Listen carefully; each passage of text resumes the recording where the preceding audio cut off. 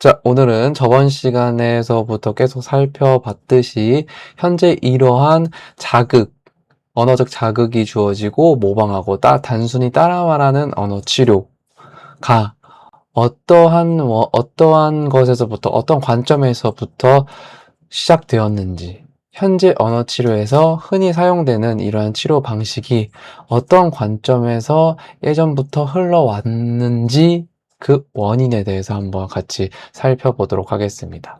국내 언어 병리학 분야에서 널리 참고가 되어 온 하나의 서적이 있죠. 선생님들은 다 아시겠지만 아동 언어장애 진단 및 치료 의 장단기 목표를 이제 뒤쪽에 나옵니다. 그 책의 뒤쪽에 장단기 목표 설정 예시를 살펴보면 우리가 실제 치료실에서 자주 볼 수 있는 치료 장면의 논리가 비교적 분명하게 나타나요. 예를 들어서 장기 목표에서는 치료실의 놀이 상황에서 아동이 일상생활에서 자주 사용하는 어휘를 10번 중에 7번이라든지 그렇게 비율을 설정해서 70% 이상, 80% 이상 특정 비율 이상 모방하도록 목표를 설정하는 방식이 제시가 되었죠. 단기 목표에서도 특정 어휘나 목표 산출, 특정 어휘나 문법 형태를 산출하도록 놀잇감이나 어떤 과제를 미리 준비하고 치료사가 목표 반응이 나타날 수 있도록 그 상황을 구조화하는 방식이 사용된다고 이미 나와 있습니다. 물론 이러한 형태의 구조화된 중재가 특정 언어 형태를 단기간에 빠르게 학습시키는데 유용할 수 있다는 점은 부정하기는 어렵지만 여기서 한 가지 질문이 생깁니다. 과연 여기서 말하는 놀이 상황이라는 형식을 사용한다는 그 놀이의 놀잇감을 사용하고 놀이 상황이라는 형식을 사용한다는 이유만으로 그 안에서 이루어지는 상호작용까지 과연 자연스럽다고 볼 수 있을까라는 거예요. 놀이에서 중요한 거는 단순히 놀잇감 자체를 사용하는 것이 아니라 아이가 무엇에 관심을 보이는지, 어떤 것을 주도적으로 탐색을 하고 선택을 하는지, 자신의 생각을 어떻게 상대방한테 전달을 하는지, 그리고 상대의 행동이나 의도를 어떻게 받아들이며 함께 경험을 만들어가는지가 중요한 건데, 목표 어휘나 어떤 문법 형태의 산출이 치료의 중심이 되어버리면 이러한 과정보다는 치료사가 정해놓은 반응을 얼마나 정확하게 만들어내는지가 더 우선될 가능성이 높다는 거예요. 그렇기 때문에 이 과정에서 아이들이 스스로 놀이 대상을 탐색을 하고 선택하는 기회 또한 줄어들 수가 있으며 목표 반응을 유도하기 위해서 무언가 치료사가 지시적일 거고 인위적인 절차가 자연스럽게 치료의 일반적인 형태가 될 수 있다.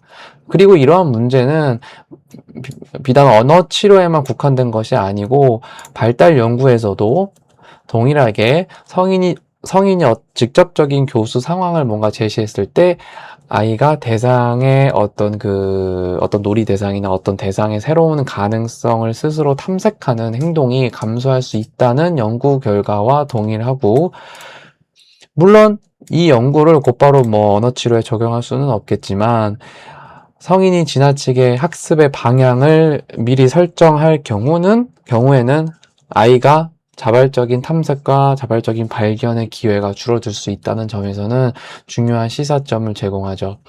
예를 들어서 아이에게 2장의 어떤 그림 카드를 보여주고 아이가 밥을 먹고 학교에 가요. 같이 무언가 특정 연결어미 뭐뭐하고 이거를 사용하도록 반복적으로 유도할 수는 있어요.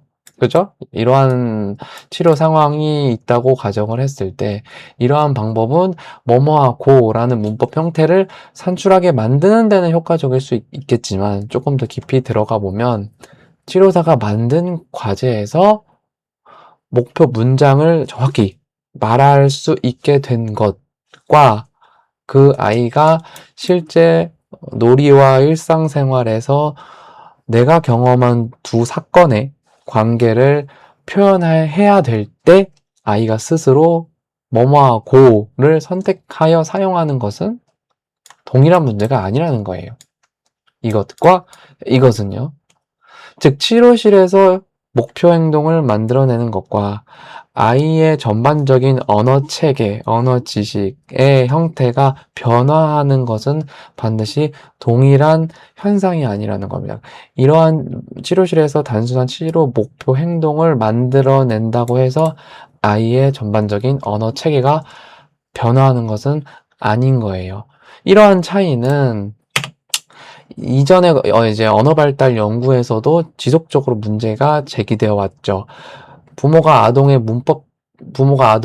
문법적으로 정확한 표현만을 선택적으로 강화하고 부정확한 표현을 체계적으로 교정하지 않아도 바로 아동의 문법 체계가 자발적으로 스스로 발달한다는 관찰은 결국 언어 발달이라는 것은 단순하게 언어 자극, 모방했으니까 그거에 대한 강화의 과정만으로는 설명하기 어렵다는 연구 결과를 보여주고요.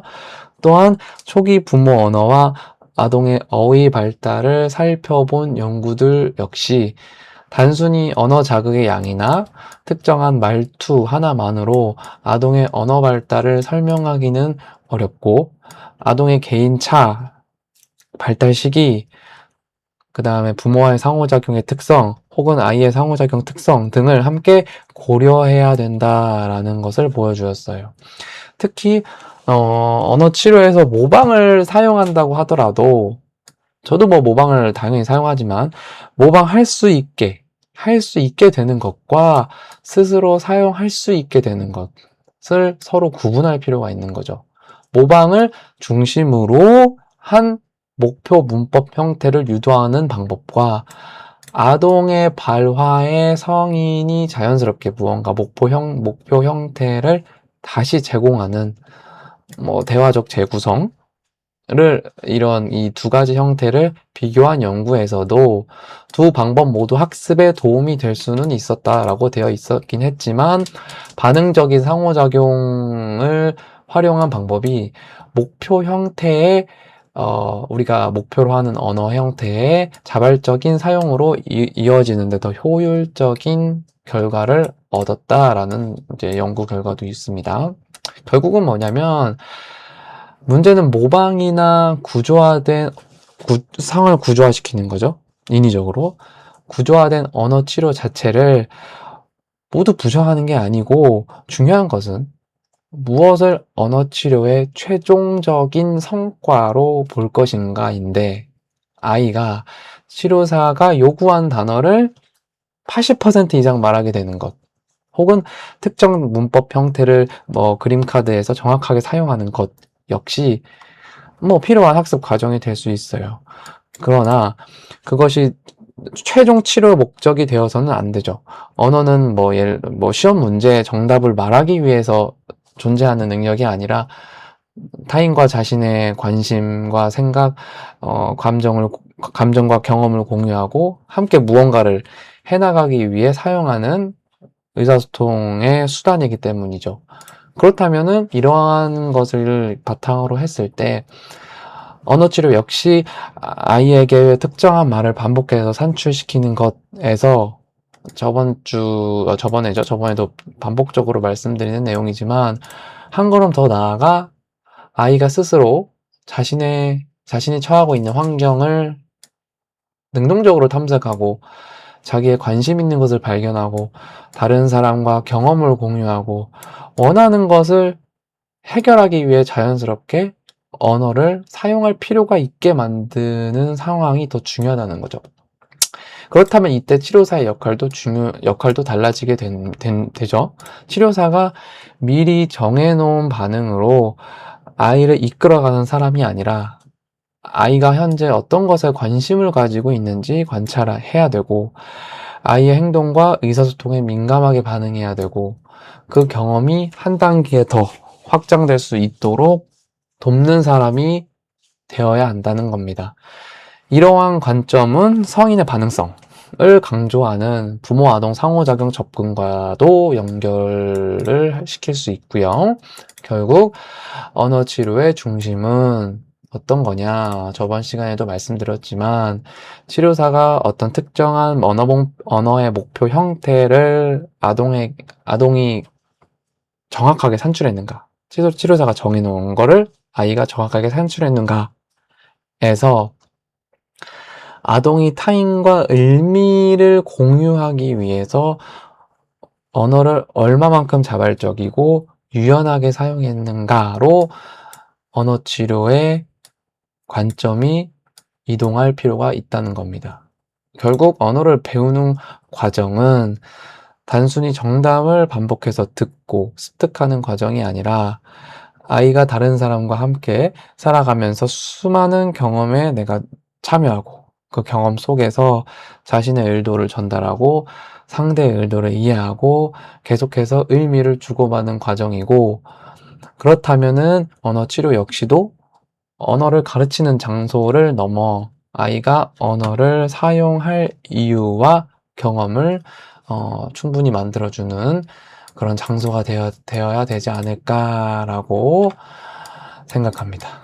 다음 시간에는 이제 이러한 치료사 중심 접근법이 오랫동안 널리 사용되어 온 이유에 대해서 함께 알아보도록 하겠습니다.